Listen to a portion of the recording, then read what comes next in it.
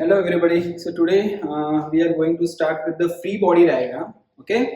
So last class में हम लोगों ने न्यूटन्स लॉज ऑफ मोशन देखा था. फर्स्ट लॉ देखा, सेकंड एंड थर्ड लॉ देखा. ठीक है. सो थर्ड लॉ में आपको मैंने बेसिकली सिखाया था action and reaction are equal in magnitude, opposite in direction and act between two different bodies. ठीक है. सो उससे वहीं से आगे से कंटिन्यू करते हैं हम लोग. ओके. सो बिफोर सो आज का मेन फोकस रहेगा फ्री बॉडी डायग्राम. लेकिन उसके पहले कुछ फोर्सेस हम लोग देख लेते हैं. देखो ध्यान रखना, हम लोगों ने जो न्यूटन सेकंड लॉ में फोर्स देखा गया, whenever during the motion if mass remains constant then force is given by F equal to ma. Okay. So कौन से टाइप्स ऑफ फोर्स हम लोग पढ़ने वाले हैं, सबसे पहले मैं वो लिख देता हूं. ओके. सो आपको आइडिया आएगा. First is about weight of body. ठीक है. देन सेकंड इज नॉर्मल और reaction force. Second is normal और रिएक्शन फोर्स. ठीक है. Then third one is about which is a tension force. Fourth one is pseudo force. Okay. pseudo force भी बोलते हैं इसको, fictitious force भी बोलते हैं. ठीक है. but we name it as a pseudo force. Clear? Then fifth we will discuss about the frictional force, and sixth about the centripetal force. तो इतने फोर्स हम लोग देखेंगे थ्रू आउट चैप्टर और ये फिर चैप्टर कंप्लीट हो जाएगा. So today basically we are going to focus on basically for 1, 2 and 3 this 3 force which is weight, reaction और normal force and tension force. ठीक है. उसके बाद हम लोग सूडो फोर्स नेक्स्ट क्लास में देखेंगे और फिर फ्रिक्शन फोर्स बाकी की क्लास में देखेंगे. ठीक है ना. सो इस हिसाब से हम लोग ओवरऑल चैप्टर को बाइफरकेट करेंगे. यहाँ पे बीच में एक जगह law of conservation of momentum भी आएगा. ठीक है. सो ओवरऑल इस टाइप से है अपना topic. So first we will discuss about the weight force which is first one is weight. Now, what you know about the weight? Weight is always act in the downward direction. Weight जो है, therefore weight is basically m into g. Okay. Mass of the body always remains constant if you take it any place on the universe. जैसे suppose आप अर्थ पे हो तो भी मास जो रहेगा, मार्स प्लैनेट पे भी वही मास रहेगा, मून प्लैनेट पे भी वही मास रहेगा. बट ग्रेविटी हर एक प्लैनेट की अलग अलग होती है. तो वेट हर अलग अलग प्लैनेट पे अलग अलग वेट होगा बॉडी का. ठीक है. बट मास क्या रहता है, सेम रहता है. ठीक है. So weight is basically denoted by W and it is m into g. It always act in vertically downward direction. Actually G is always acting towards the center of the earth. अगर हम अर्थ को sphere imagine, because earth is completely sphere, so it is always acting towards the center of the earth. जैसे suppose हम देखें अर्थ की बात करें, so this is earth planet. so आप यहाँ पे हो तो भी towards the center of the earth G लग रहा होगा. आप यहाँ पे हो तो भी we are attracted towards the center of the earth. आप यहाँ पे हो then also we are attracted towards the center of the earth. So weight always act towards the center of the earth. Okay. We are always attracted towards the center of the earth. बाकी का आगे का हम लोग gravitation chapter में पढ़ेंगे. ठीक है ना. सो ये हम लोग सपोज अर्थ को बाहर से देखेंगे, so we are attracted towards the center of the earth. But where we are standing on the earth, हमको तो अर्थ फ्लैट दिखता है. ओके. और एक सिंपल सा लॉजिक याद रखना, आप अगर यहाँ से भी सीधा अंदर जाएंगे, बिकॉज जैसे सपोज ये एक पॉइंट है, यहाँ पे आप टेंजेंट कंस्ट्रक्ट कर दो और यहाँ से सीधा अंदर जाओ तो toward the centre of the earth ही पहुंच जाओगे. तो सेम वे ऐसा, जैसे अगर आप सरफेस ऑफ अर्थ पे हो तो जहाँ पे हम खड़े रहते हैं तो हम तो बहुत स्मॉल पार्टिकल हैं, स्मॉल ऑब्जेक्ट हैं, मतलब very very infinitesimally small object in comparison to size of earth. तो हम जहाँ खड़े होंगे तो हमको तो अर्थ तो फ्लैट ही दिख रहा होगा. तो सपोज एक ब्लॉक में रखता हूँ. ठीक है. सो वो क्या होगा, वहां से वेट कौन से डायरेक्शन में लगेगा, वर्टिकली डाउनवर्ड डायरेक्शन, मतलब सीधा और यहाँ से मतलब मैं यहाँ पे खड़ा हूँ तो वेट एग्जैक्टली डाउनवर्ड डायरेक्शन में लगेगा। अगर मैं यहाँ से सीधा अंदर चला गया तो सेंटर ऑफ द अर्थ पे पहुंच जाऊंगा, ठीक है ना। आप कहीं से भी अंदर जाओगे सेंटर ऑफ द अर्थ पे पहुंचने वाला है, ये चीज ध्यान रखना। तो जो वेट है always act toward the centre of the अर्थ, लेकिन वो हम यहाँ पे लिखेंगे। यहाँ पे हम लोग कैसे लिखते हैं न्यूटन लॉज ऑफ मोशन में, बिकॉज छोटे सिचुएशन में हम लोग देख रहे हैं it always act in vertically downward direction. दोनों एक ही चीज है। यहाँ से भी आप अंदर, ये जो खड़े हो यहाँ से आप अंदर जाओगे तो सेंटर ऑफ अर्थ पे ही पहुंचोगे, और यहाँ से भी सेंटर ऑफ द अर्थ पे ही लग रहा है ये mg, ठीक है। वही अगर इस तरीके का हो, सपोज इंक्लाइंड प्लेन है और उस इंक्लाइंड प्लेन पे एक ब्लॉक रखा हुआ है,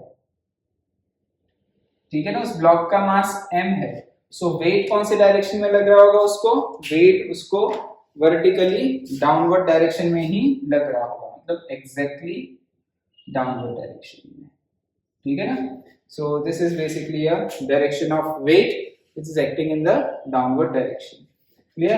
अगर ऐसा कुछ ऑब्जेक्ट है, जैसे सपोज ये एक बॉल टाइप का ऑब्जेक्ट है, ओके, सो इसका वेट हम लोग उसके ज्योमेट्रिकल सेंटर पे एज्यूम कर लेते हैं। वेट कहां लग रहा होगा उसको, एग्जैक्टली डाउनवर्ड डायरेक्शन में। So weight always act in the downward direction, ठीक है। तो ये वेट के बारे में हमको पता ही है पहले से, जस्ट नोट डाउन कर लो। फिर हम नॉर्मल और रिएक्शन फोर्स देखते हैं, फास्ट नोट इट डाउन।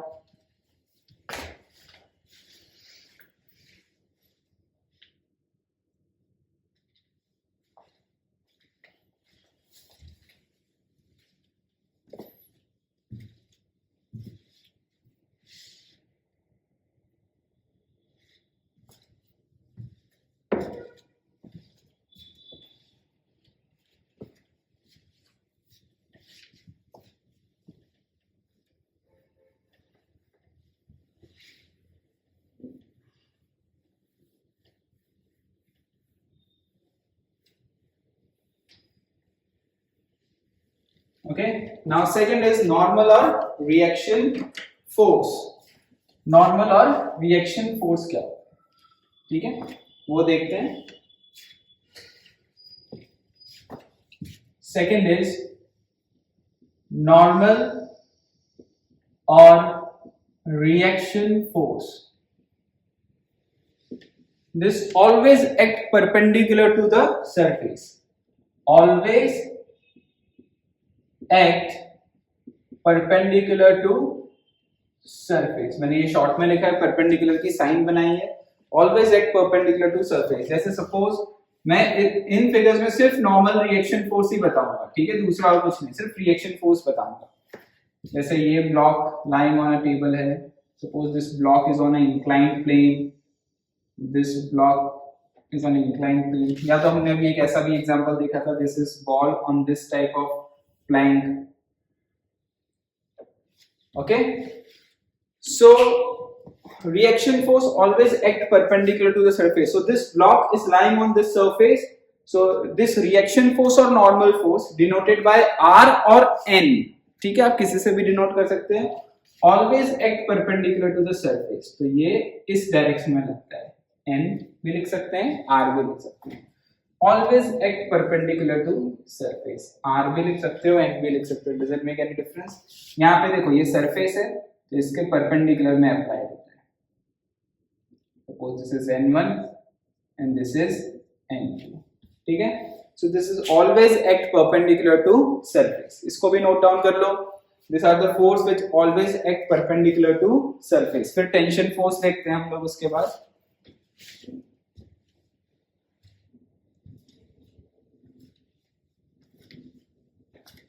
हम लोग आज ये तीन के कॉम्बिनेशन से फ्री बॉडी डायग्राम पढ़ेंगे, ठीक है।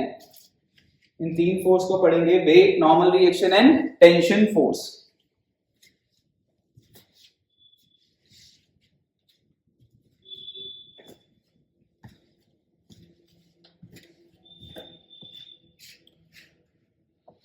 Okay, now third is tension force.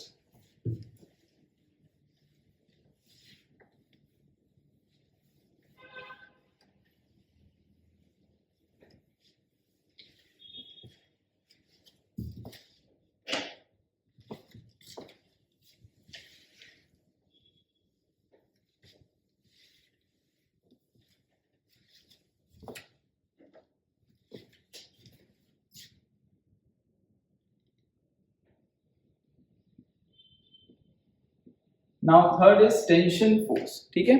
So tension force is always produced in string when it is stretched, okay. जब वो उसे खींच के रखते हैं, whenever there is a stretching, we stretch और we try to stretch a string, then tension is produced in it, ठीक है। So tension is a force, tension force is always produced in string when it is stretched, okay। और हम इसे भी ऐसे लिख सकते हैं, when we try to pull a string or when we try to pull a string। आप string को पुश नहीं कर सकते, पुल कर सकते हो। जैसे देखो मैं यहाँ पे एक स्ट्रिंग है, जैसे मैं अगर आपको बताऊं, सो दिस इज अ स्ट्रिंग, ठीक है ना, ये स्लैक है अभी, लेकिन अगर मैं इसे टॉट करता हूँ, स्ट्रिंग को पुल करता हूँ, देखो दोनों तरफ से, ये पुश नहीं करना है, पुल करना है, I am pulling it, so there is one force which is created in it, ठीक है, not produced in it, which is known as a tension, and you can feel tension. देखो मेरे हाथ में भी एक फोर्स फील हो रहा है, मैं इसको पुल कर रहा हूं तो ये मेरे को पुल कर रहा है, देखो यहाँ पे ऐसे निशान पड़ गए, बिकॉज फोर्स है, वो मेरे को फोर्स देगा, मैं इसको फोर्स दूंगा, वो मेरे को फोर्स देगा। सो this is your tension is produced in this string, okay. Tension force is always produced when it is stretched. ऐसे करोगे तो आप इसको ऐसे पकड़ के रखो, कुछ भी नहीं होना आपके हाथ को, लेकिन जब आप इसे पुल करते हो, देखो स्ट्रेच करते हो, तो आप इसे पुल कर रहे हो तो ये भी आपको अंदर पुल कर रहा है, that is known as a pulling effect. आप इसे पुल, देखो स्ट्रेच कर रहे हो, ये भी अंदर कर रहे हो, देखो ऐसे में छोड़ूंगा तो यहाँ निशान पड़ गया होगा हाथ पे, देखो दिख रहा है, यहाँ पे हाथ पे निशान पड़ जाएंगे, क्लियर, बिकॉज वो भी अपन को पुल कर रहा है। सो इसमें बहुत इंपॉर्टेंट चीज है कि tension force is always produced in a string when we try to stretch it. अभी इस लेवल पे जो हम पढ़ रहे हैं, we consider a string to be massless। We considered first initially at this stage string to be massless। अब student के माइंड में आएगा कि कोई चीज massless कैसे हो सकती है, तो एक चीज में सिंपल सा लॉजिक अगर आपको मैं बताऊं, तो जैसे फॉर एग्जांपल मेरे को ये स्ट्रिंग है, इस स्ट्रिंग से किसी चीज को पुल करना है, कोई भी एक ऑब्जेक्ट है जिसको मैं पुल कर सकता हूं, ठीक है। जैसे वेट अ मिनट, जैसे सपोज ये रिमोट कंट्रोल है, तो मैं इसको अगर यहाँ पे ऐसे बांध दूंगा, देखो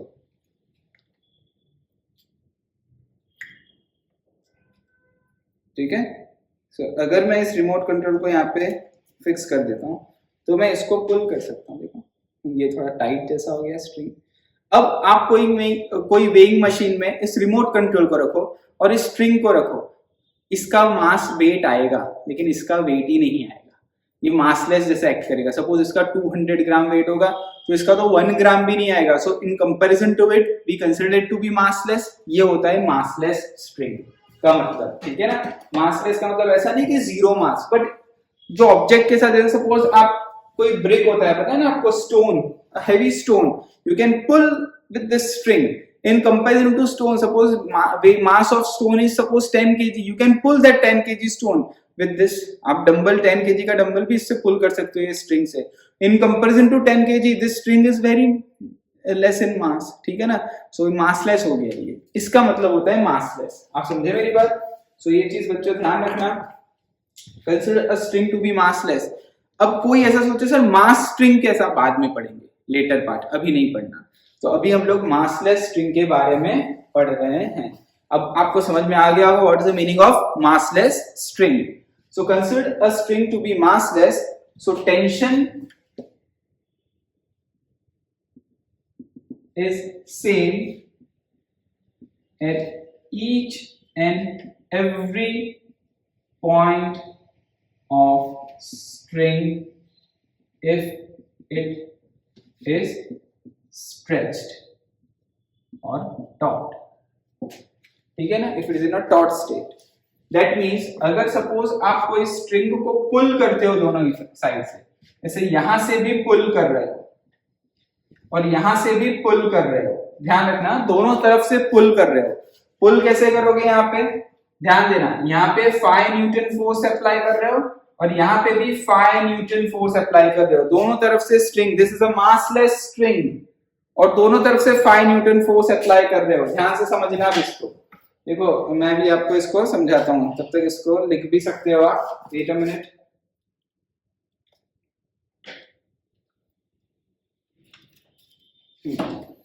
ठीक है, सो जैसे ये स्ट्रिंग है, मैं दोनों साइड से 5 न्यूटन फोर्स से पुल कर रहा हूं इसे। Okay, clear?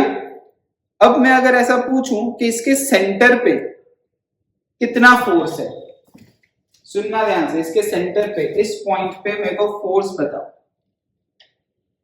What is the force at this point? What is force at this point? Okay, so क्या आंसर होगा?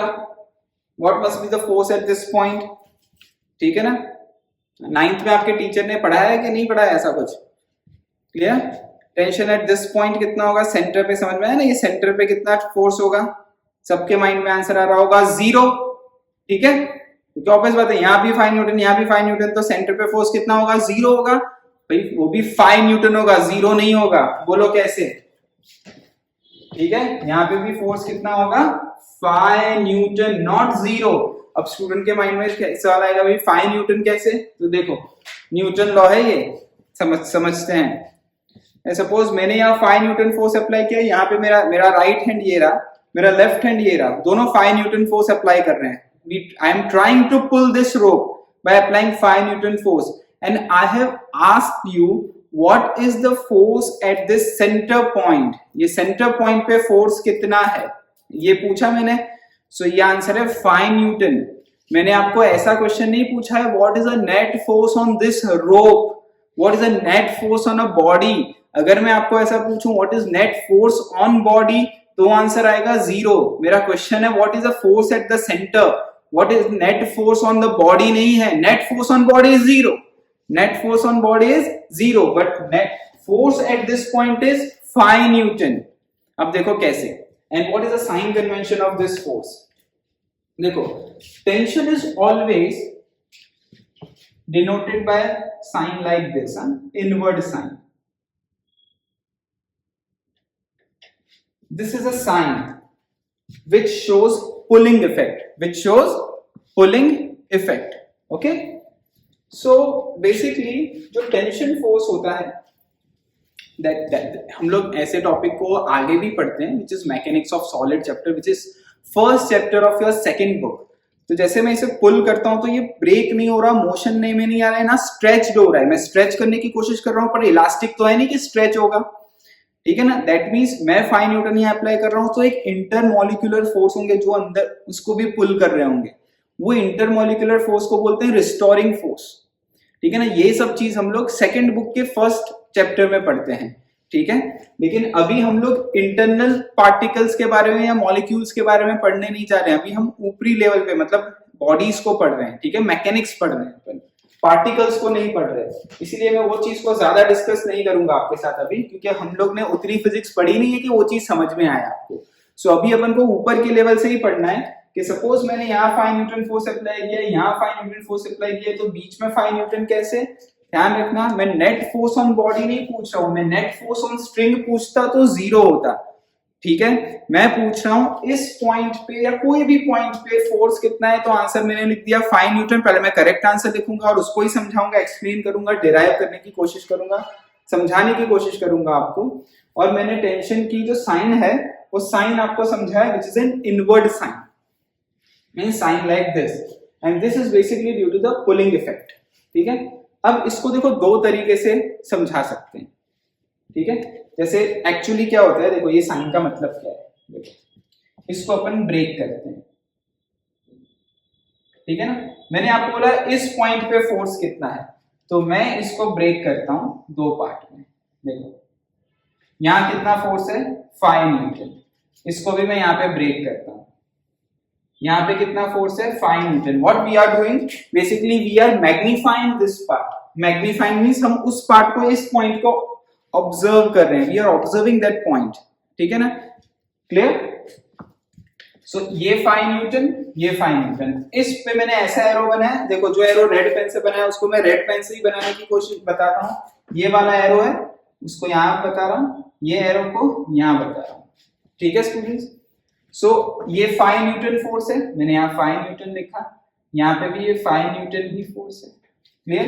अब देखो यहाँ 5 न्यूटन, यहाँ 5 न्यूटन, तो नेट कितना हो गया इतने सेक्शन पे, 0 फोर्स। यहाँ 5 न्यूटन, यहाँ 5 न्यूटन, तो नेट फोर्स इस सेक्शन ऑफ बॉडी पे कितना हो गया, 0। ध्यान रखना सेक्शन ऑफ बॉडी पे फोर्स मैं बता रहा हूं। अगर मैं बोलूं ये जो स्ट्रिंग है, होल स्ट्रिंग, इस स्ट्रिंग पे नेट फोर्स कितना है, तो 0। लेकिन मैं पॉइंट की बात कर रहा हूं, एक रिस्पेक्टिव पॉइंट, इस पॉइंट पे कितना फोर्स है, तो कितना होगा आंसर 5 न्यूटन। तो देखो ये वैलिड बता रहा है, यहाँ 5 न्यूटन है, 5 न्यूटन है, इसलिए तो ये इतनी बॉडी रेस्ट पे है।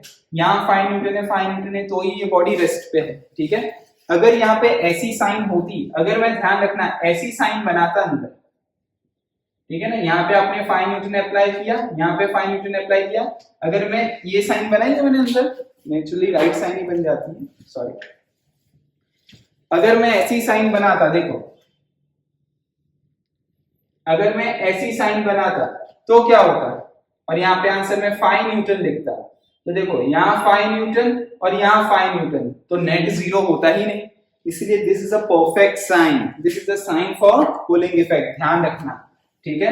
जस्ट आपको समझाने के लिए, बाकी क्वेश्चन सॉल्व करने के लिए एग्जामिनेशन पॉइंट ऑफ व्यू तो बस इतना ही याद रखना है, concept point of view for pulling effect, this is a sign convention which satisfy Newton third law, which satisfy Newton third law, means indirectly ये लॉ ही है, this is Newton third law only, that action and reaction are equal in magnitude, you are applying force here, तो उसकी वजह से tension force string में produce हुआ है। तो ध्यान रखना ये 5 न्यूटन, तो ये भी 5 न्यूटन, तो ही जाके वैलिड पॉइंट हो रहा है सेट। अगर देखो ध्यान देना, अगर मैं यहाँ पे 5 न्यूटन फोर्स अप्लाई कर रहा हूं, ठीक है, तो बीच इस पॉइंट पे भी यहाँ 5 न्यूटन होगा, तो ही तो इतना सेक्शन ऑफ स्ट्रिंग रेस्ट पे है, नहीं तो स्ट्रिंग क्या करता, मोशन में करता। अगर अलग फोर्स होता तो, अगर यहाँ का फोर्स, मान लो कि यहाँ पे जो बच्चों ने ऐसा सोचा था यहाँ 0 आंसर आना चाहिए, चलो मैं यहाँ 0 लगा देता हूँ। जो बच्चों ने ऐसा सोचा ना यहाँ 0 होना चाहिए, मैं यहाँ 0 लगाता हूँ, दैट मीन्स यहाँ 5 यहाँ 0, तो बॉडी तो लेफ्ट राइट साइड मूव कर, यहाँ पे मूव कर जानी चाहिए, यहाँ पे भी 0 लगा देता हूँ, यहाँ 5 यहाँ 0, मतलब ये स्ट्रिंग वहां चली जानी चाहिए। कहाँ जा रही है वो स्ट्रिंग, ऐसे देखो, यहाँ मैं फोर्स तो अप्लाई कर ही रहा हूँ, दिख रहा है आपको, मैं फोर्स अप्लाई कर रहा हूँ, स्ट्रिंग का मोशन में नहीं, मोशन में, मतलब इस पॉइंट पे फोर्स 0 नहीं है, कितना है, जितना मैं फोर्स अप्लाई कर रहा हूँ उतना हर एक पॉइंट पे फोर्स है। मेरी बात समझो, जितना फोर्स आप अप्लाई कर रहे हो वो हर एक पॉइंट पे है, मतलब इस पॉइंट पे भी 5 न्यूटन है, हर एक पॉइंट पे फोर्स कितना है 5 न्यूटन, तो इस यहाँ पे 5 न्यूटन, ठीक है ना। तो ये सेटिस्फाई करता है साइन कन्वेंशन, ये साइन कन्वेंशन होती है टेंशन फोर्स की। So whenever string tension force is always produced in a string when it is stretched or when we try to pull a string. Consider string to be massless, tension is same at each and every point of string if it is in a stretch or taut condition, ठीक है ना। So अगर आप string को stretched रखते हो तो लेकिन वो string massless होना चाहिए, तो हर एक पॉइंट पे टेंशन क्या होगा, सेम होगा, ठीक है। So एक ऐसा क्वेश्चन भी पूछा हुआ है एक कंपैरेटिव एग्जामिनेशन में कि एक ऐसा स्प्रिंग है,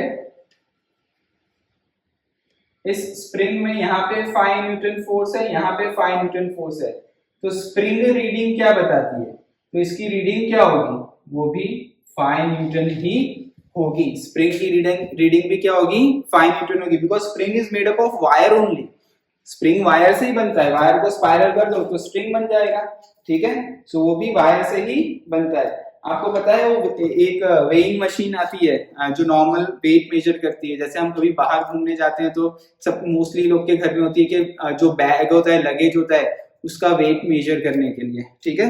तो उसमें क्या होता है, एक स्प्रिंग ही तो होता है, आप क्या करते हो, बैग को ऐसे उठाते हो, ठीक है।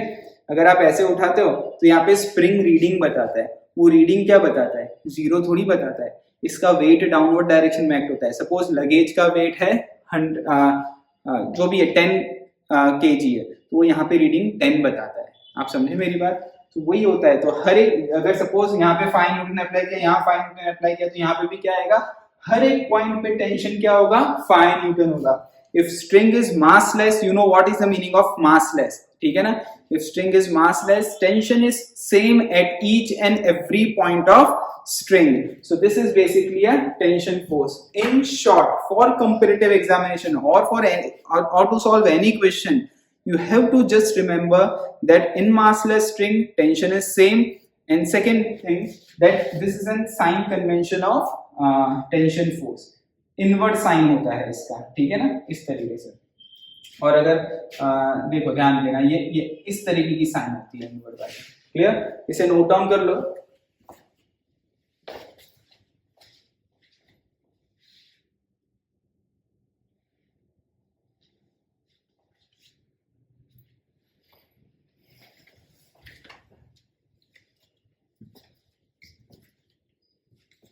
ठीक है। सो अब ये 3 टाइप के फोर्स देखे हैं हम लोगों ने। इन्हीं फोर्स के ऊपर अभी हम लोग फ्री बॉडी डायग्राम पढ़ेंगे, ठीक है ना। What is free body diagram, उसको देखेंगे, मींस कुछ क्वेश्चंस देखेंगे, ठीक है। इसको नोट डाउन कर लो पहले। You can note down by, आप वीडियो को पॉज करके नोट कर सकते हो।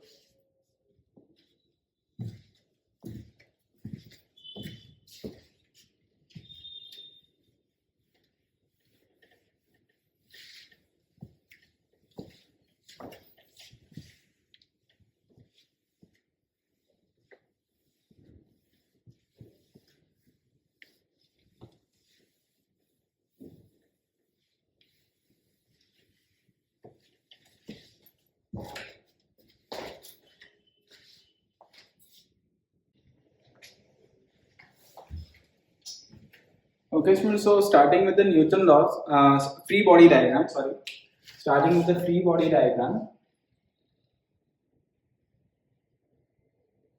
Free body diagrams. Basically, ये क्वेश्चन सॉल्व करने के किस तरीके से मोशन ऑफ कनेक्टेड बॉडीज के क्वेश्चन सॉल्व करने हैं, उसको हम लोग फ्री बॉडी डायग्राम कहते हैं। जैसे मैंने इसको शॉर्ट में हम लोग बोलेंगे FBD, फ्री बॉडी डायग्राम को। और मैंने आपको इसका एक शॉर्ट बताया था in Newton third law of motion कि whenever a block is lying on a surface and if you have to solve a question, so first of all you have to see that कहाँ पे वो contact में है body के साथ। और तो जहाँ पे जैसे ब्लॉक सरफेस के साथ कांटेक्ट में है, तो वहां पे ऐसे एरो बना देने होते हैं। अगर ये एक्शन है तो ये रिएक्शन है।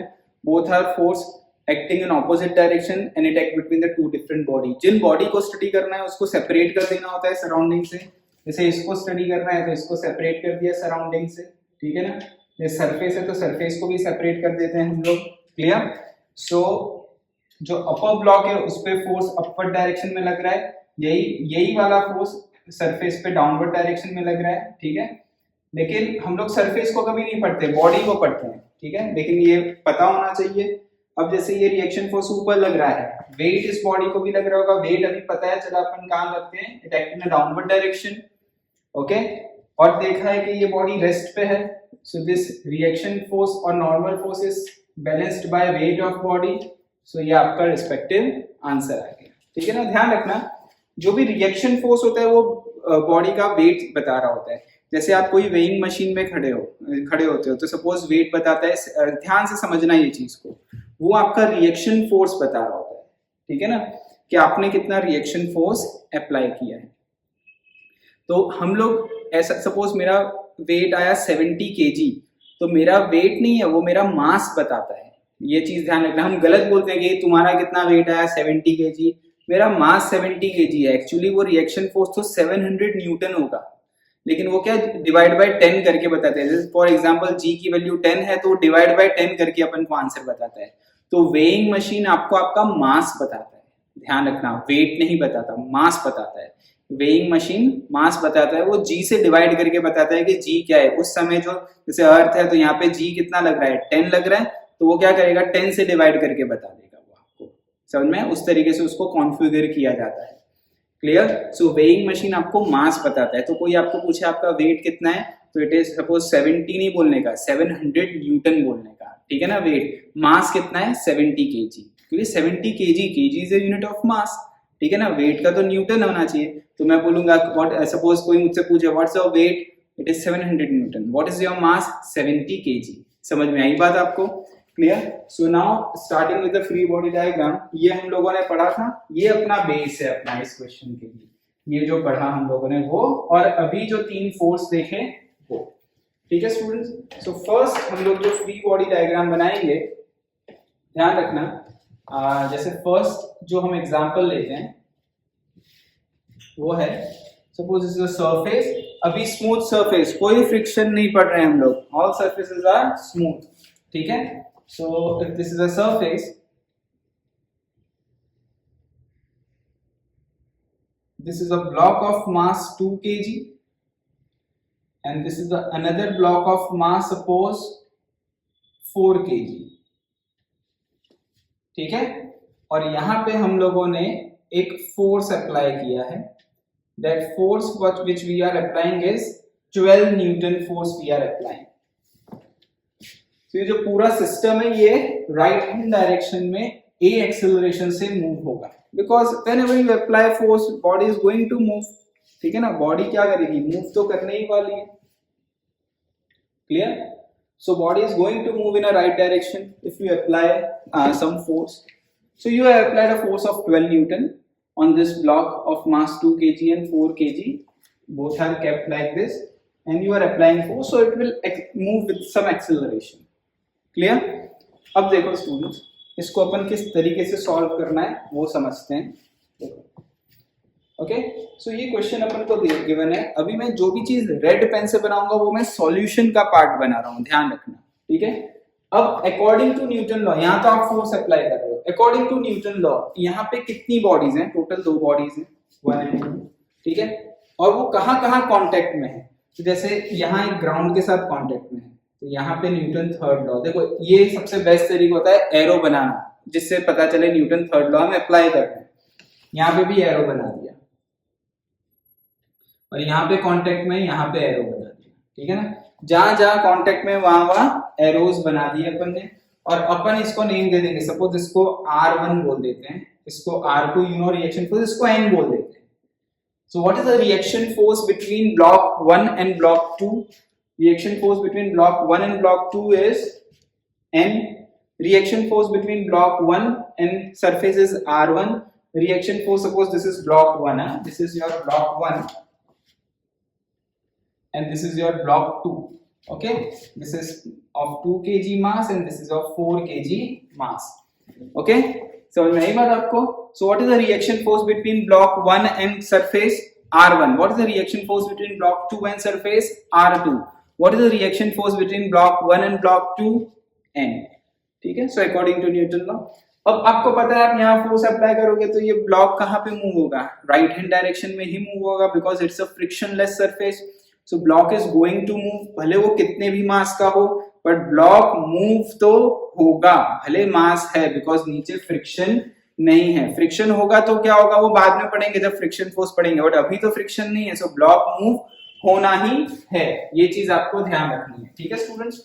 अब देखो हम इसको अंडरस्टैंड करते हैं, बहुत बेसिक है ये, ध्यान रखना,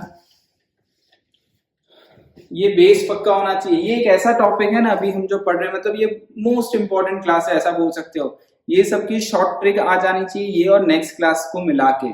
उसके बाद क्या होना चाहिए, अगर आपको ये बहुत अच्छे से आएगा, मोशन आ जाएगा, तो आगे जाके आपको प्रॉब्लम नहीं होगी। आपको अगर फ्री बॉडी डायग्राम पक्के से आता है तो आपको कहीं पे भी प्रॉब्लम फिजिक्स में नहीं होती। दिस आर द बेसिक, ध्यान रखना बच्चों। मोशन इन 1D से लेके वर्क बाय एनर्जी तक, मोशन इन 1D से वर्क बाय एनर्जी तक बेसिक है फिजिक्स के। उसके बाद उन सब के एप्लीकेशन से आगे पढ़ाई होती है, ये ध्यान रखना। इसलिए ये चैप्टर में बहुत टाइम लगता है।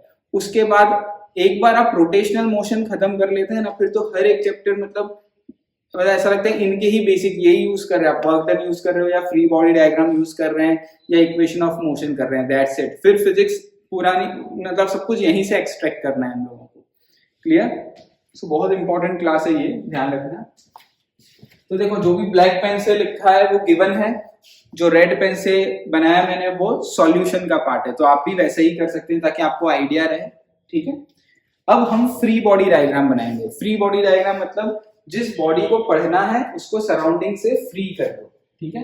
तो मैं अभी सबसे पहले फ्री बॉडी डायग्राम बनाऊंगा। सपोज मैं फर्स्ट ब्लॉक को बनाता हूं, यहाँ पे मैं फर्स्ट ब्लॉक देखो, ठीक है, this is the first block, this block is of 2 kg mass, okay. Now vertically balancing करते हैं, वर्टिकली और हॉरिजॉन्टली। इसका मोशन कैसे हो रहा है, ऑन एक्स एक्सिस ऐसे मोशन हो रहा है, वर्टिकली मोशन नहीं हो रहा है, पर देखना पड़ेगा कौन से फोर्स लग रहे हैं। देखो न्यूटन थर्ड लॉ, आप बॉडी को पढ़ रहे हो तो बॉडी पे एरो कहाँ है, R1 कहाँ लग रहा है बॉडी पे, by Newton third law action and reaction are equal in magnitude, opposite in direction and act between two different bodies. So R1 कहाँ लग रहा है, देखो अपवर्ड डायरेक्शन में लग रहा है R1, दिख रहा है। So R1 is acting in upward direction. This is the direction of R1. और प्लस अपन ने वेट फोर्स देखा था, वो तो डाउनवर्ड डायरेक्शन में एक्ट होगा। वेट कितना होता है mg, m कितना है 2 into g, ठीक है ना। अब अकॉर्डिंग टू सिचुएशन, क्या ये ब्लॉक ऐसे मूव करेगा, नहीं, ये ब्लॉक तो इधर मूव होगा राइट हैंड डायरेक्शन में, वर्टिकली मोशन तो होना नहीं है। दैट मींस ये इसको बैलेंस कर रहा होगा। तो वर्टिकली कंपोनेंट में यहां लिख देता हूं, वर्टिकली जो कंपोनेंट है मतलब R1 is balancing 2g, means R1 कितना हो जाएगा 20 न्यूटन। समझ में आई बात, what is the value of R1, 20 Newton. मतलब ग्राउंड ने ब्लॉक को 20 न्यूटन फोर्स दिया और ब्लॉक ने ग्राउंड को भी कितना फोर्स दिया, 20 newton by Newton third law. Clear. Now ये हो गया वर्टिकल बैलेंसिंग इसका। हॉरिजॉन्टल देख लेते हैं, इवन इसका भी देख लेते हैं वर्टिकल बैलेंसिंग पहले, कोई नहीं। ब्लॉक 4 kg मास का देखो, this is a block of mass 4 kg, ठीक है। इसका वर्टिकल बैलेंसिंग क्या है, R2। इस पे R2 देखो, एरो कहां लग रहा है, अपवर्ड, इसलिए मैंने एरो ही बता दिया। सर हमेशा जहां पे भी कांटेक्ट में वहां पे ऐसे एरो बना दो। एरो बनाने के बाद क्या करने का आप लोगों को, सिंपल, कि कौन से बॉडी को स्टडी करना है, वो बॉडी पे एरो कहाँ है, अपवर्ड है, तो अपवर्ड एरो बनाओ। ऐसे ही बनाओ, एरो का टेल ज्वाइंट करो बॉडी के साथ, वो सबसे बेस्ट रहता है, विच इज R2। और वेट कहाँ लग रहा होगा, डाउनवर्ड डायरेक्शन में 4g। सो वर्टिकल तो ये वाला ब्लॉक भी ऐसे मोशन नहीं करेगा। सो मैं यहाँ पे R2 किसके इक्वल लिख दूंगा, 4g के, which is equal to 40 newton. ध्यान रखना, जब तक हम फ्रिक्शन नहीं पढ़ते तब तक इन कंपोनेंट का ज्यादा काम हमको नहीं आएगा, ये चीज ध्यान रखना, ठीक है ना। फ्रिक्शन पढ़ेंगे तब इनका काम आएगा, अभी तो लेकिन लिख के रखेंगे हम लोग, ठीक है स्टूडेंट्स ना। अब हॉरिजॉन्टल बैलेंसिंग देखते हैं। हॉरिजॉन्टल बैलेंसिंग देखो, ध्यान रखना। अब ब्लॉक 2 को पहले पढ़ रहे हैं। 12 न्यूटन फोर्स आपने ब्लॉक 2 को दिया है, 4 को नहीं दिया है, ये बात ध्यान रखना, ठीक है ना। कोई आपको यहां मारे तो बोलो मेरे तो राइट हैंड में भी लगा, ऐसा थोड़ी है, यहां मारा है, यहां थोड़ी मारा है। तो ध्यान से समझना, this is basically free body diagram and we are studying motion of a connected bodies, both are body which are in contact. So force किसको अप्लाई कर रहे हैं, फोर्स हम 2 kg बॉडी को अप्लाई कर रहे हैं, कितना 12 न्यूटन। तो 12 न्यूटन ऐसे लिखेंगे नहीं, हम लोग टेल ज्वाइन करेंगे, तो 12 न्यूटन यहाँ पे ऐसा लिखोगे, 12 newton force which is applied, ठीक है ना। सो F इज 12। क्लियर, वो क्वेश्चन में आपको गिवन है विच इज 12। क्लियर। अब इन दोनों भी, ये दोनों भी कांटेक्ट में है, तो N है, तो इस बॉडी को पढ़ना है, तो इस बॉडी पे N कहां लग रहा है, लेफ्ट हैंड साइड, यहाँ पे मैं N ऐसे बनाऊंगा, which is a reaction force between block 1 and block 2। अब ये ब्लॉक मूव कहाँ होगा, राइट के लेफ्ट, राइट, क्योंकि आप यहां से फोर्स अप्लाई कर रहे हो तो ये पूरा सिस्टम यहां मूव होगा। So this block is going to move in a right direction with the same accel, with the acceleration a, ठीक है ना। आप जैसे इसे पुश करोगे ये पूरा सिस्टम इधर मूव होगा। मतलब जैसे सिंपल सी बात है, आप रन करते हो, कोई एक्सेलरेशन, आपका कोई बॉडी का एक्सेलरेशन है, तो ये पूरा एक सिस्टम है, तो इसका जो एक्सेलरेशन होगा वो भी इसका सबका एक्सेलरेशन सेम ही होगा, ये चीज ध्यान रखना, ओके। क्योंकि जैसे कोई ट्रेन है, उसका एक्सेलरेशन है 2 मीटर पर सेकंड स्क्वायर, तो उसका फर्स्ट कंपार्टमेंट का भी स्पीड एक्सेलरेशन उतना होगा, लास्ट कंपार्टमेंट का भी उतनी होगा। If you are moving with some acceleration suppose 2 metre per second square, तो आपका हेड हुआ कि लेग हुआ, विद रिस्पेक्ट टू ग्राउंड उनका एक्सेलरेशन 2 ही होगा। ऐसा नहीं हेड का एक्सेलरेशन अलग और लेग का एक्सेलरेशन अलग, अलग अलग होगा तो बॉडी सेपरेट हो जाएगी। So which is not possible. Clear. So ध्यान रखना, ये पूरा सिस्टम ए एक्सेलरेशन से मूव हो रहा है और ये भी ए एक्सेलरेशन से ही मूव हो रहा है. We don't know anything about a right now. हाँ, बट ये पता है कि इस पे राइट हैंड डायरेक्शन में फोर्स है, तो यही न्यूटन लॉ अप्लाई करना आना चाहिए. न्यूटन थर्ड लॉ और सेकंड लॉ अप्लाई करना आना चाहिए. बच्चों को यही अप्लाई करना नहीं आता, ध्यान रखना. सो ये फोर्स कहाँ अप्लाई हो रहा है? राइट डायरेक्शन में. तो मैंने टेल ज्वाइंट किया है और reaction force by Newton third law देखो कहाँ लगा है, इस वाले बॉडी को 2 kg को लेफ्ट डायरेक्शन में, एन देखो लेफ्ट में लग रहा है, तो मैंने यहां बना दिया. ये सिस्टम कहाँ मूव हो रहा है? राइट डायरेक्शन में. तो ये देखो एरो से थर्ड लॉ बनाया, न्यूटन थर्ड लॉ कहां लग रहा है? लेफ्ट में. यही फोर्स इसको कहां लग रहा है? राइट में. समझ में आई बात? ये फोर्स किसको लग रहा है? इसको लग रहा है 2 kg को. अब सुनना, अब सेकंड लॉ लगाते हैं. बॉडी राइट में जा रही है, इस बॉडी पे दो फोर्स लग रहे हैं, एक 12 और ये अननोन. तो कौन सा फोर्स बड़ा होगा? ऑब्वियस बात है ये फोर्स बड़ा होगा. So by second law what is net force? Net force is mass into acceleration. So 12 minus n, we don't know anything about that. 12 minus n equal to ma, which is 2 into a. This is your first equation. Okay, you know force is mass into acceleration. So इस body पे कितने force लग रहे हैं? 12 minus n equal to ma. वही लिखा है मैंने, देख लो बराबर. 12 minus n equal to ma. Okay students. Now देखो ध्यान देना. अब इसकी बात करते हैं. 4 kg पे 12 तो नहीं लग रहा, 12 तो इस पे लग रहा था. 4 kg पे क्या लग रहा है? n. कौन से डायरेक्शन में लग रहा है? राइट डायरेक्शन में. तो n इसको राइट में लग रहा है, वही n इसको लेफ्ट में लग रहा था पर इसको राइट में लग रहा है. इसे ही बोलते हैं Newton third law of motion.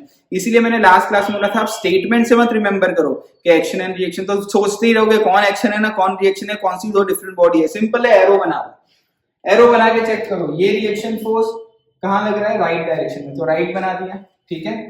बस इस पे एक ही फोर्स लग रहा है n, और ये सिस्टम कहां मूव हो रहा है? यहाँ पे विद एक्सेलरेशन है. तो इसको एक ही फोर्स राइट डायरेक्शन में लग रहा है और ये मोशन कर रहा है with an acceleration of a. तो इसकी इक्वेशन ऑफ मोशन क्या हो जाएगी? n equal to mass is 4 into a. ये इसकी इक्वेशन हो जाएगी, which is your second equation. Clear students? So इस तरीके से ये आपका इक्वेशन बना. Okay clear. अब एक चीज याद रखना, जितने भी ब्लॉक्स होते हैं उनके हमको फ्री बॉडी डायग्राम बनाने होते हैं. इसको बोलते हैं फ्री बॉडी डायग्राम. जब आप उसके फ्री बॉडी डायग्राम बना लेते हो ना, उसके बाद और उसका मोशन कहाँ हो रहा है? देखो एक्स इस एक्सिस पे मोशन हो रहा है, तो उस एक्सिस पे इक्वेशन लिख देना. यहाँ इक्वेशन ऑफ मोशन में लिख देता हूँ, ये उनके इक्वेशन ऑफ मोशन है. ठीक है. आप सारे इक्वेशन ऑफ मोशन को ऐड कर दोगे ना, जैसे ध्यान रखना एडिंग सारे, इसमें दो ही बॉडी है तो दोनों के इक्वेशन ऑफ मोशन को ऐड कर दिया. आप ऐड करोगे ना तो आपको एक्सेलरेशन मिल जाएगा. This is the basic concept. हालांकि इसका आंसर तो ऐसा है कि आप सोचोगे सिंपल तो आंसर था, इसमें इतनी सारी चीज बताने की क्या जरूरत है.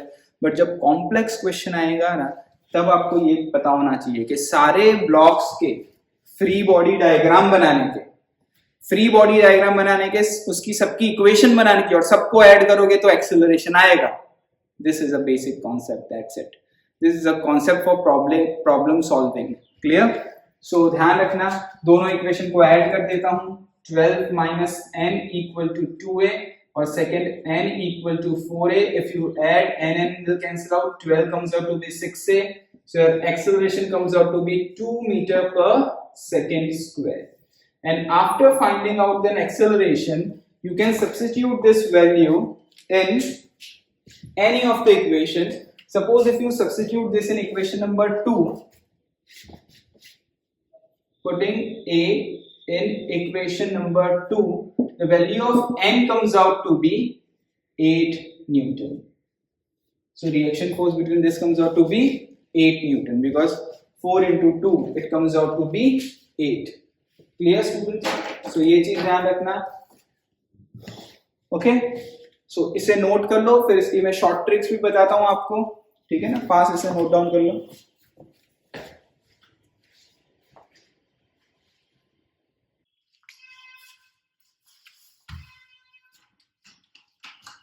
ओके स्टूडेंट्स, तो जैसे इसमें देखा होगा इसका अगर एक दूसरा भी एक एग्जांपल मैं बताता हूँ आपको इसमें, जैसे देखो किस टाइप के क्वेश्चन पूछते हैं। ऐसे तो शॉर्ट फॉर्म बड़ा इजी है एक्सेलरेशन निकालना। अगर आप इस पूरे सिस्टम को as a one system imagine करो, whole system as a one, so total mass of a system is 6 kg, है ना, and we are applying a force of 12 newton. So the short trick is what is the net acceleration. तो आप acceleration fast निकाल सकते हो, which is net force, net pull force upon total mass. So what is net force which is acting on this whole system, which is 12 Newton force is acting on whole system and whole mass is 6. So answer directly comes out to be 2. Directly 2 आ गया, तो ये short trick है। दूसरा देखो, अगर examination में आपको n निकालने को पूछा है, n means what is the reaction force between block 1 and block 2? What is the reaction force between block 1 and block 2? So n, तो आप बेस्ट है इसकी एफबीडी मत बनाओ, क्योंकि आप देखो एग्जाम में मैं अभी आपको कैसे सिखा रहा हूँ पूरी एफबीडी बनाने को, मतलब सारी चीज समझा रहा हूँ, लेकिन एग्जामिनेशन में जब इस क्वेश्चन को फास्ट करना हो तो how to find out acceleration, तो मैं हर एक क्वेश्चन में आपको फास्ट ऐसा एक ट्रिक बताऊंगा, ठीक है ना, वो कॉन्सेप्ट लिखना है और आपको वो याद हो जाना चाहिए, ध्यान रखना। सो नेट एक्सेलरेशन ऐसे निकाल लिया।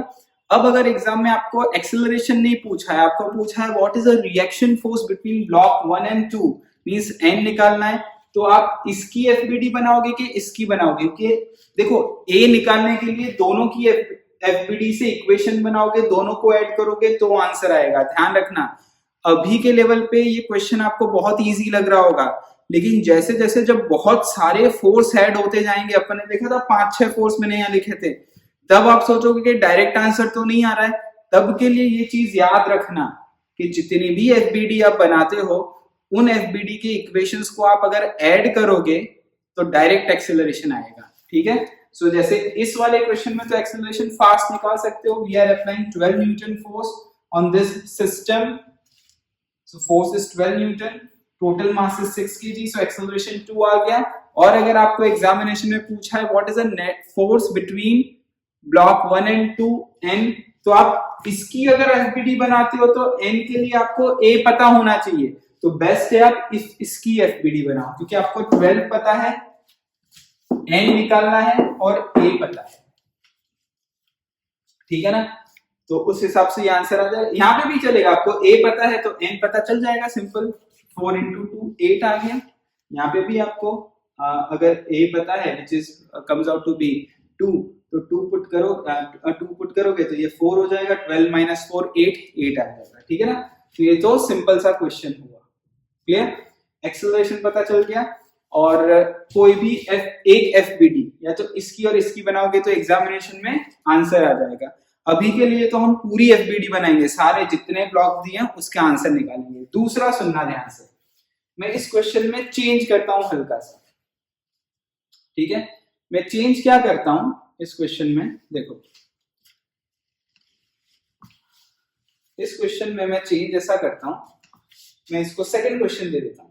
ध्यान रखना इस क्वेश्चन में n क्या आया था 8, a क्या आया था 2, ये आपको नोटबुक में लिख के रखना है, ठीक है। ये क्वेश्चन तो लिख ही लिया होगा। अब मैं सेकंड क्वेश्चन इसमें करता हूं, तो देखो सेकंड क्वेश्चन, इसको सब कुछ मैंने सेम रखा, बस यहां पे अब मैं 12 न्यूटन फोर्स अप्लाई करता हूं, क्लियर। ये तो एज इट इज रहेगा वर्टिकल, इसमें तो कोई चेंज नहीं आएगा वर्टिकल कंपोनेंट में, क्योंकि ऐसे तो मोशन हो नहीं रहा है, लेकिन अब ये सिस्टम का जो एक्सेलरेशन होगा वो इस डायरेक्शन में होगा, क्योंकि यहां से फोर्स अप्लाई कर रहे हो। मास इंडिपेंडेंट होता है, रीजन क्योंकि मोशन करेगा ही, क्योंकि कितना भी मास लो, क्योंकि फ्रिक्शनलेस सरफेस है तो बॉडी मोशन करना ही है। समझ में आएगी बात आपको। सो देखो अब इसमें एफबीडी कैसे बनेगी वो देख लेते हैं, ठीक है। इन सब चीज को मैं रब कर देता हूं।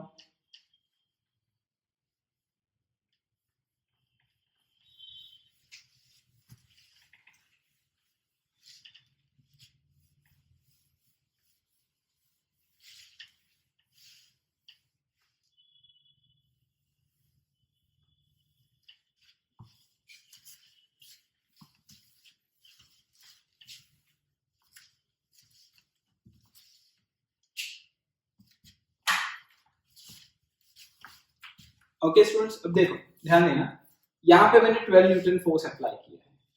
सो एन तो ऐसे ही एज इट इज, ठीक है। तो पहले 4 kg बॉडी को देखते हैं। देखो 4 kg बॉडी, 12 न्यूटन फोर्स इधर लग रहा है, मतलब मैं एरो ऐसे ज्वाइन करूंगा, टेल ज्वाइन करूंगा यहाँ पे, 12 न्यूटन फोर्स इज 12 न्यूटन। इस वाले बॉडी पे रिएक्शन फोर्स कहाँ लग रहा है? राइट हैंड डायरेक्शन में, मतलब एन यहाँ लग रहा है।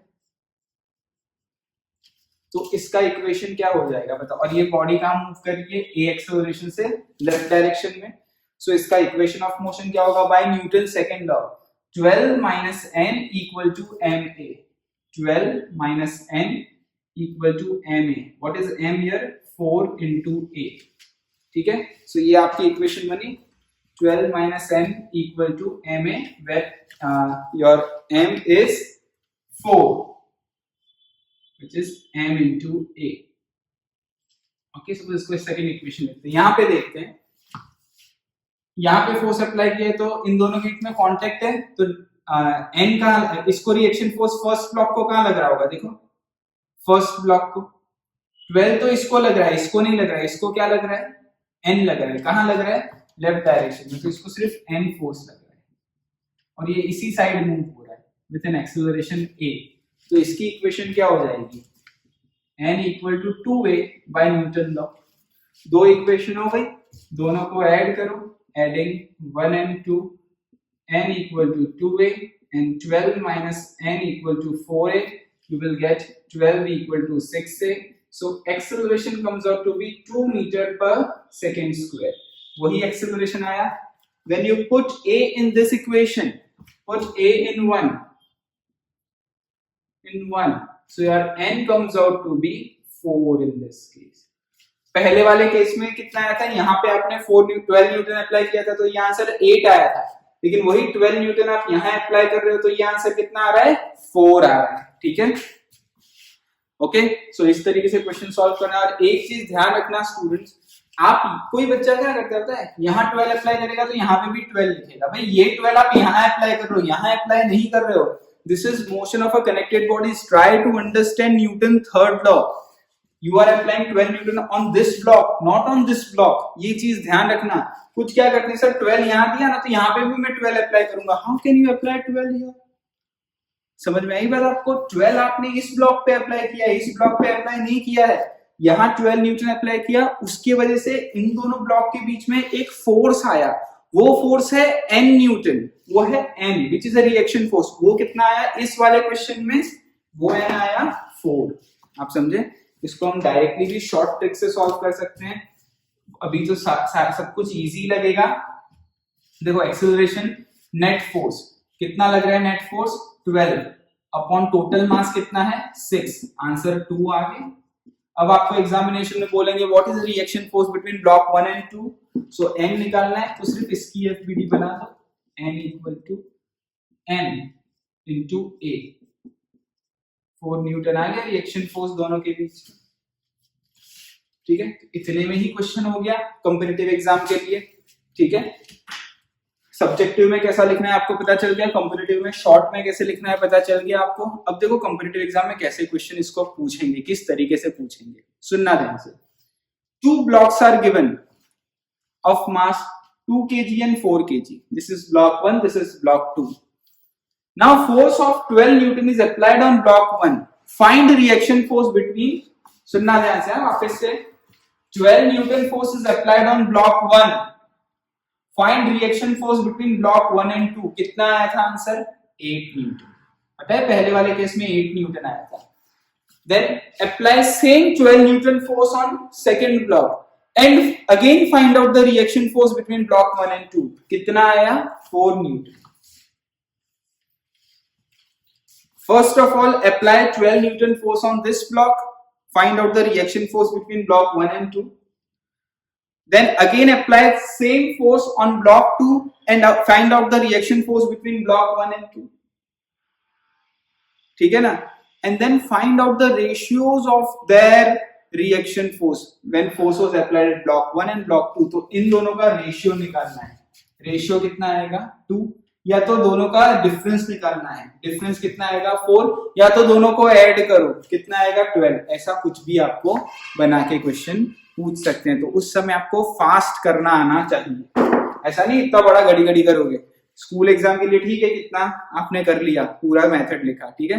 कंपैरेटिव एग्जाम शॉर्ट में करना है, तो इसीलिए हम लोग अभी तो क्या ये थोड़ा इजी एग्जाम्पल है, हम लोग धीरे धीरे आगे जाके एग्जाम्पल को फास्ट करने की भी कोशिश करेंगे। मैं ऐसे कॉन्सेप्ट आपको बता दे जाऊंगा, ठीक है। इसको नोट डाउन कर लो, इस वाले पार्ट को भी। सेकंड में देखो हमने सिर्फ फोर्स इधर चेंज कर दिया है, इंस्टेड ऑफ ब्लॉक 1 अपन ने ब्लॉक 2 पे फोर्स अप्लाई किया है। नोट डाउन कर लो इसे।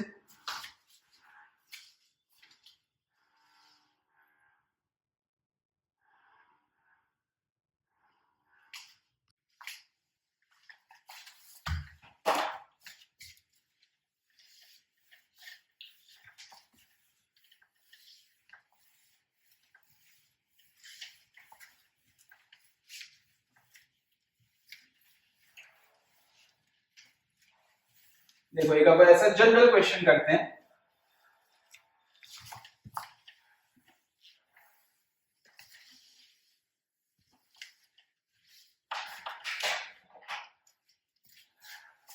दो एग्जाम्पल किए अभी हम लोगों ने।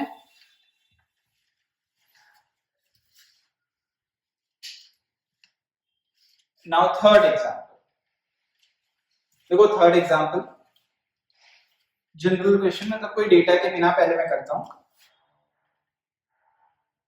Suppose this is a body of mass m1, this is another body or a block of a mass m2, and this is the third block of mass m3, and here force F is applied. Okay, so this whole system will move in right direction with acceleration a. Now first of all we have to draw FBD, we have to find out A, we have to write down all equation of motion. पहला criteria ऐसा है, देखो generalisation. तो FBD के लिए हम लोग पहले वर्टिकली बैलेंस करते हैं। देखो वर्टिकली ये क्या लिख देता हूं मैं यहाँ पे, R1 R2 R3, यहाँ पे भी कांटेक्ट में है, यहाँ पे मैं क्या लिख दूंगा इसको N1, यहाँ पे भी कांटेक्ट में है, यहाँ पे मैं क्या लिख देता हूं N2, बराबर, यहाँ N1 यहाँ N2। ओके, नाउ FBD बनाएंगे पहले फर्स्ट ब्लॉक का। देखो first block which is M1, second block M2 and third block M3। तीन की FBD बनेगी। Y एक्सिस वर्टिकली कैसा होगा, देखो M1 पे R1 कहां लग रहा है, अपवर्ड डायरेक्शन में। उस R1 को बैलेंस कौन कर रहा होगा, बोलो, weight of body M1 g, same पे M2 में वर्टिकल R2 लग रहा है, डाउनवर्ड बैलेंस कौन कर रहा होगा M2 जी। यहाँ पे क्या है R3 और यहाँ पे क्या है M3 ji. As equation of motion is only on this horizontal axis, so y axis vertical axis is of no use unless and until, जब तक हम फ्रिक्शन नहीं पढ़ेंगे। फ्रिक्शन पढ़ेंगे तब का तब देखेंगे। अभी तो हम लोग यहाँ पे सॉल्यूशन में इसकी इक्वेशन लिख देते हैं, क्योंकि ये वर्टिकल एक्सिस में तो कोई काम का नहीं है, क्योंकि यहाँ मोशन हो नहीं रहा है y एक्सिस में। So R1 is balanced by M1g, R2 is balanced by M2g and R3 is balanced by M3g। ठीक है, अब हॉरिजॉन्टल देखते हैं। देखो F फोर्स M1 को लगा है राइट डायरेक्शन में, तो मैं यहाँ पे F लिख देता हूँ, ठीक है। और N1 जो रिएक्शन फोर्स है जो प्रोड्यूस हुआ है due to this force F force between body 1 and 2, वो N1 इसको कहां लग रहा है, देखो by third law left direction में, तो लेफ्ट बना देने का। इसीलिए मैं ये एरो मेथड बेस्ट मेथड बताता हूँ। न्यूटन थर्ड लॉ के लिए ऐसे एरो लगा दो, नहीं तो सोचते रहोगे आपके अच्छा कौन सा एक्शन है कौन सा रिएक्शन है, ऐसा सब नहीं सोचना। ये एरो लगा देने का, N1 एरो कहां लग रहा है, लेफ्ट डायरेक्शन में लग रहा है, लगा दिया। ये पूरा सिस्टम का मूव होगा राइट डायरेक्शन में, तो ये ब्लॉक भी राइट डायरेक्शन में मूव होगा, तो एक्सीलरेशन राइट हैंड डायरेक्शन में होगा इसका। FBD बन गई। सिमिलरली सेकंड बॉडी को देखते हैं।